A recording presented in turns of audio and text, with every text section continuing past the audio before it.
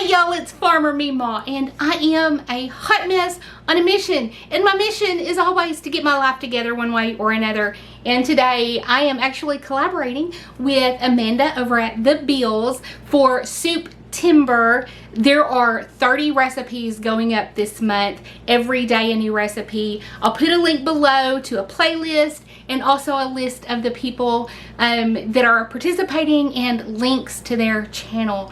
Lots of amazing channels, lots of delicious dishes, and tomorrow is going to be Sutton's Days, and she is, Lisa over at Sutton's Days, is making Three Sisters soup. You know the Three Sisters in your garden? Yeah, she's turning it into a soup. So I cannot wait for that video. So let me tell you the ingredients of, do y'all see this? Look, look, here's one that you might not have seen before in broccoli and cheddar soup. But I was thinking, you know, like, what doesn't taste better with bacon?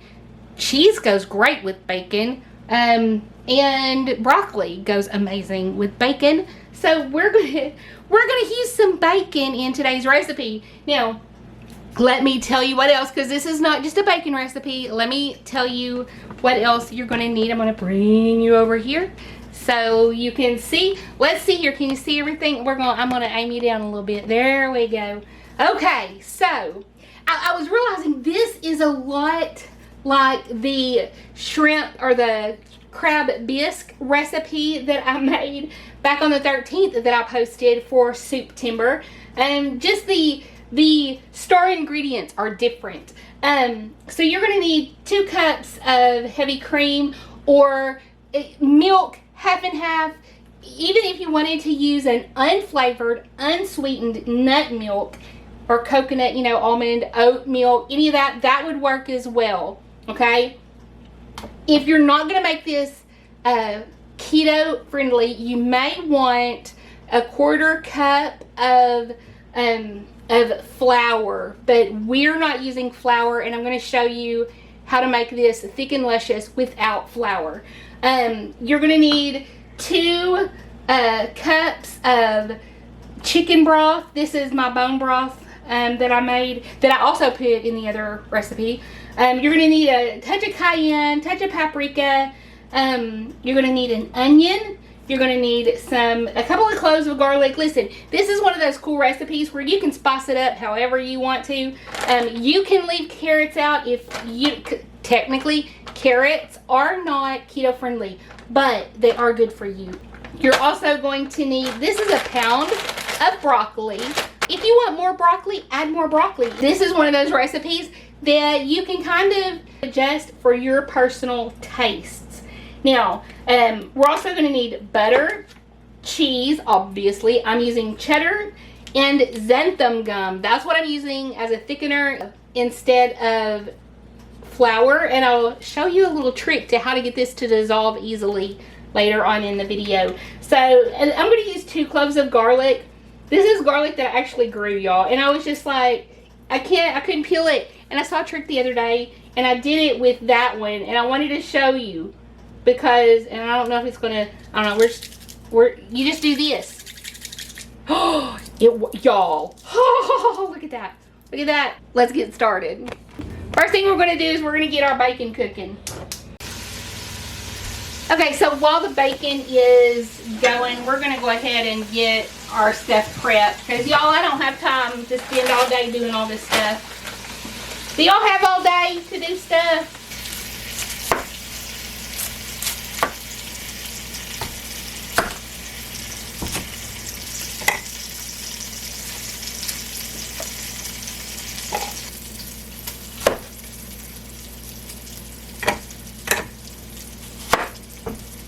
I think this is going to be enough onion. I really do.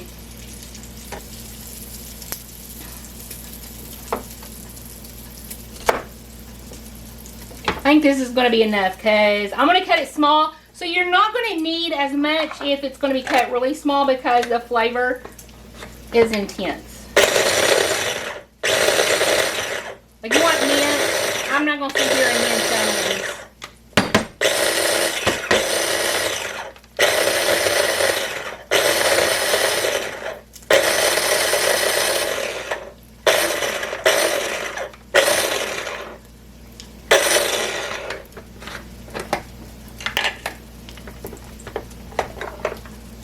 So that is what it looks like.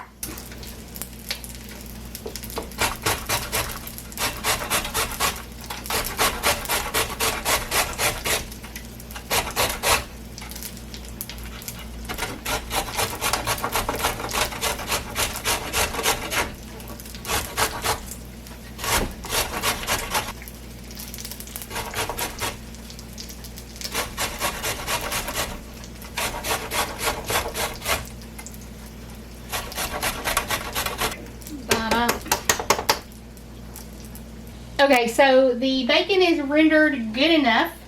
So we're going to take this out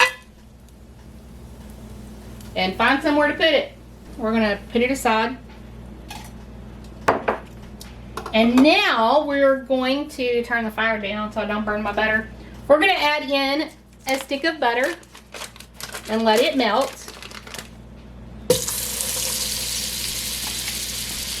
Don't want brown butter, so I got it on extra low there.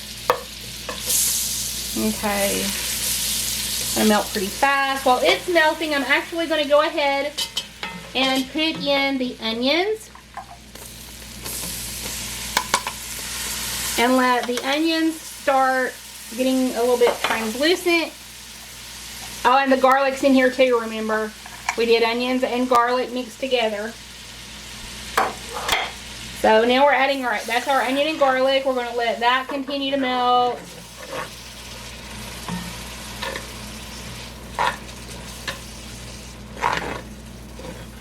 All right. And once the butter gets melted, if you're going to use a 1/4 cup of flour to thicken this, this is where, once the butter gets melted, you're going to add your flour and let it start browning, okay? But we're not adding flour, so it's just going to stay like this right here. And we're going to let it cook for a little bit to let those onions soften. It's not going to take very long because we cut our onions so small. You can cut your onions a little bigger. It's up to you if you like bigger chunks of onion. Okay, so while that's cooking, I'm going to grate the cheese. Oh, this might take a minute.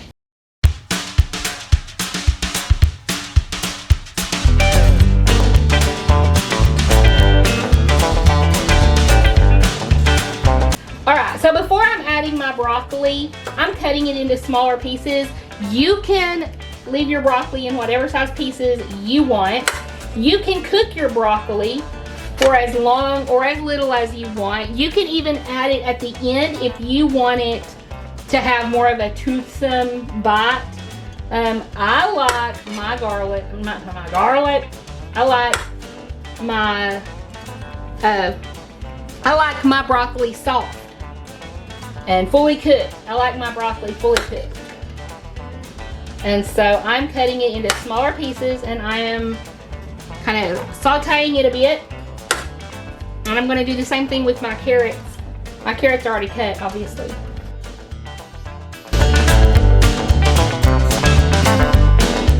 If you're using fresh broccoli, you're going to want to cook it a little bit longer to get the desired texture, because frozen broccoli is going to cook up softer quicker than fresh.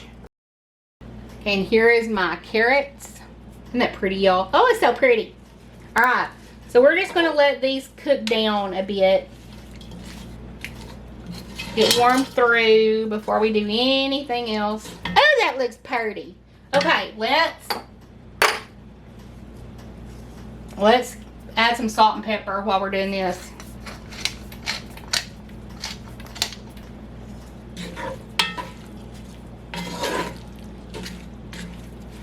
Okay, I'm turning up the fire now that I'm here to watch it a little better. Alright, so we're going to let it cook.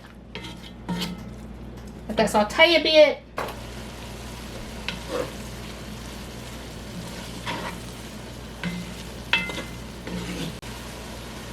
Okay, the next step is to add our chicken broth. I mean, you can use canned if that's what you have. It's no big deal. I'm using my homemade. 2 cups. So now we are going to let this simmer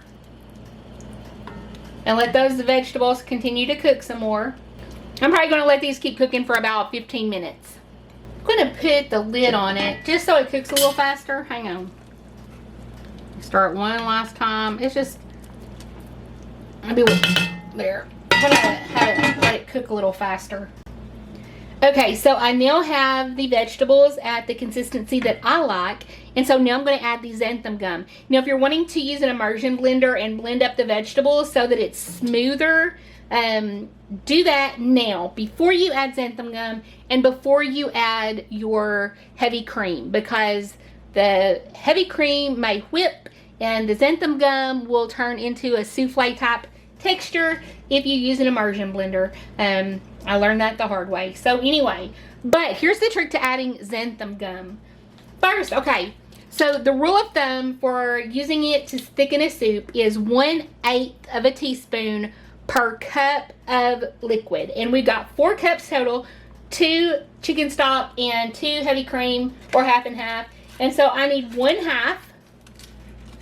I need 1/2 teaspoon. Now, anytime you add xanthan gum, you want to mix it with a fat or an oil first. And then it will distribute much easier. So I'm going to put it in this butter. Xanthan gum is not affected. Well, let me get my little whisk. Xanthan gum, let me get it down here so you can see it. I'm holding it over the fire. Xanthan gum is not affected by temperature, so you can freeze this. You can heat it up, and the texture is going to remain the same. Xanthan gum is used in ice cream, so it is fine to use with, here we go.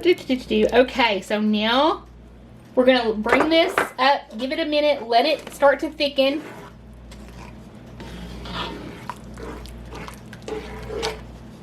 It may take a little bit. It's not activated by the heat, so it will thicken at room temperature, and it will thicken cold things. It thickens regardless of the temperature, and that's enough time, honestly. Now I'm going to add my heavy cream. Actually, no, I'm not. Next, I'm going to be adding just a wee bit. This is just a taste. You can leave this out if you want. I just thought it'd make things a little more interesting to have a little kick. I'm gonna add a little paprika because, you know, paprika. Oh, I can't get it open. Okay, got that side. Ooh, that's the big side. I better put that in my hand first. We'll mix it in. So if you want to add any more spices, go ahead and do that now. That'd be a good time. And now I got little chunks of paprika.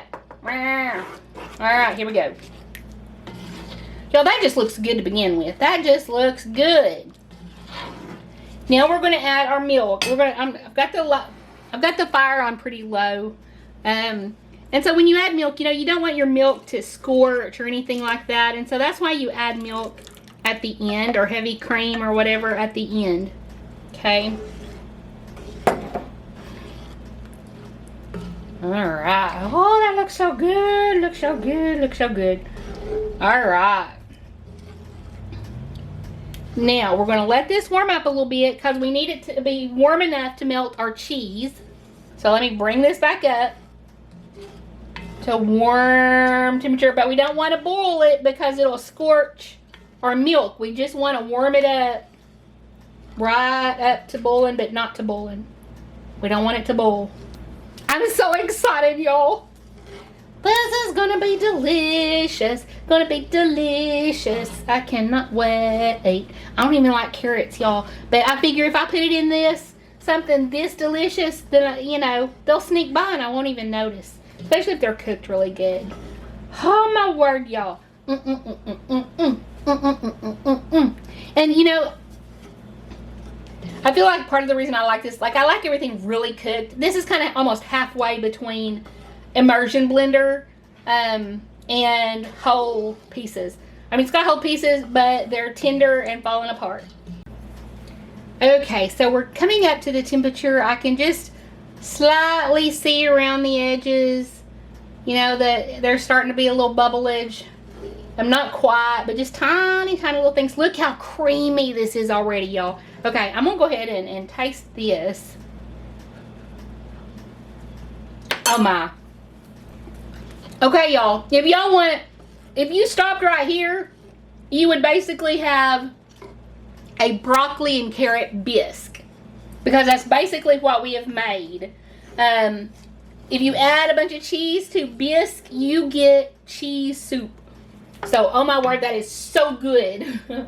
But now it's time for the star ingredient. Let's add some cheese, y'all. I'm gonna add about 2 cups or so.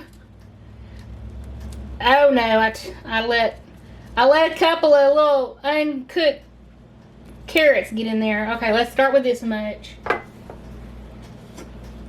We're gonna add more than that, y'all. That's just like an accent. That's not a cheese soup. That's just, you know, soup with cheese. We're gonna add some total, probably about 2 cups. Or about a pound. Like, get you a block of cheese and shred it up, and that's what you're gonna add. And if you want it cheesier, by golly, add more cheese. If you want, y'all, if you want crumbled bacon up in here, I'm waiting until the end to add the bacon. Because, ooh, Lord, y'all, here's gonna be the trick. I gotta figure out what's unmelted cheese and what's just a carrot slice. Oh my word, that looks good, y'all. Oh my Lanta, that looks good.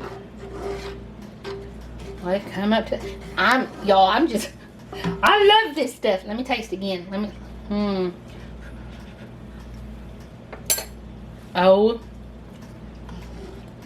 Oh my. I don't know that it can get any better than this, y'all. I think we've added enough cheese. Oh my word. I mean, maybe just, because I mean, I'm gonna add another chunk, just a little bit more, because I got all this cheese already shredded, you know. I'm gonna just use some of it for Taco Tuesday, I guess. Oh my word, y'all. Can you tell I'm happy? This is so good. Oh my goodness. How is something so delicious so easy? Oh my word. Oh my word. Okay. Is all that, all I see is carrots. I don't see any unmelted cheese. Do y'all? Oh my Lanta. Oh my goodness. Taste it again. Okay.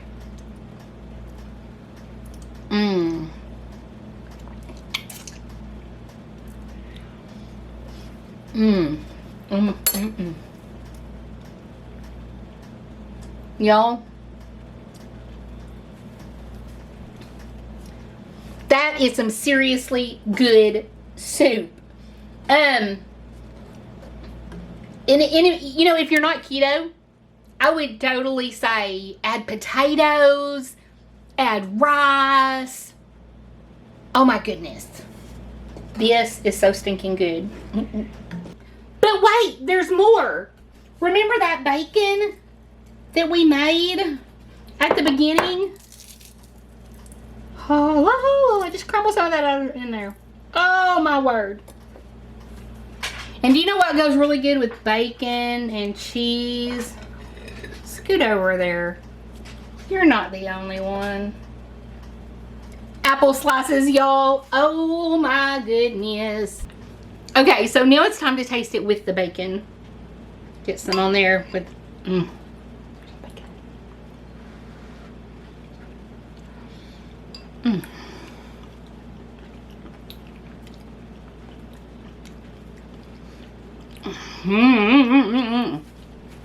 Okay, so the bacon adds this depth, this baconiness, this smokiness. It is so good. But look, you guys, the real genius here,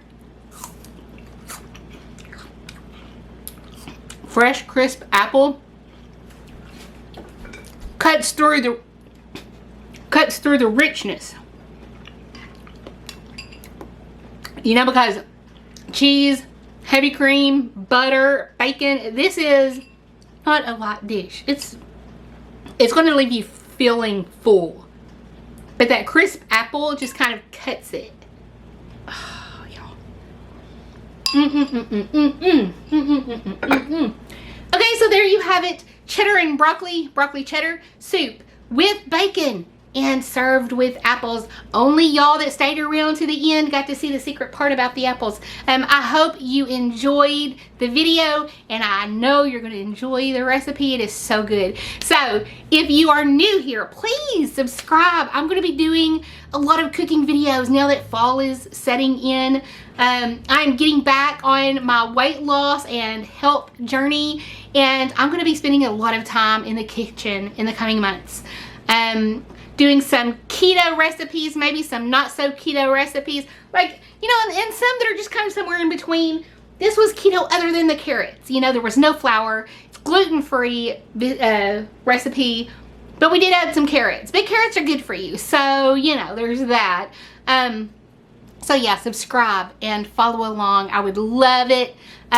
Hit the bell notification so you know when I post a video, because honestly, you never know. I might do one every day one week. I may do one a week, and it may be a while, but I will always be back to see you soon.